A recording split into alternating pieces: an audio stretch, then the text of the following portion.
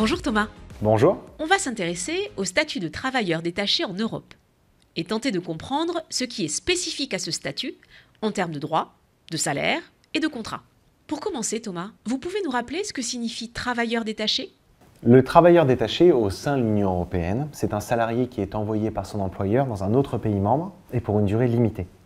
Donc il conserve son contrat de travail et il n'intègre pas le marché du travail du pays où il est détaché. Un travailleur de passage donc. Autre question centrale, est-ce que ce travailleur détaché a les mêmes droits que le salarié local ? Alors oui, le travailleur détaché doit avoir les mêmes conditions de travail que les travailleurs locaux. Ça concerne le droit de grève, la sécurité au travail, la rémunération, le congé parentalité, etc. Et dans le cas où le droit du travail est plus avantageux dans le pays d'origine, alors c'est lui qui s'applique. Et est-ce que les travailleurs détachés ont aussi le même salaire que leurs collègues ?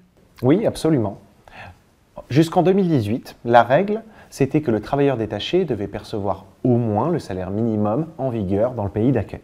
Mais depuis 2018, une directive européenne dit en gros à travail égal, salaire égal. Donc, à mission équivalente, le travailleur détaché doit percevoir le même salaire que les salariés locaux. Et ça vaut aussi pour les primes et les avantages. Autre chose, est-ce qu'on peut être travailleur détaché pendant plusieurs années ? Alors, non, il y a une durée limitée. Elle est de 18 mois maximum. Le régime juridique du travailleur détaché prévoit au départ une durée d'1 an, qui peut être prolongée de 6 mois, mais qui doit être justifiée auprès de l'État du pays d'accueil.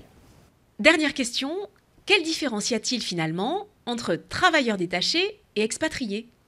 Ce n'est pas du tout le même régime, parce que l'expatrié en général dépend entièrement du régime social et des conditions de travail du pays où il s'est installé, alors que le travailleur détaché, lui, continue de cotiser dans son pays d'origine. Merci Thomas pour ces infos.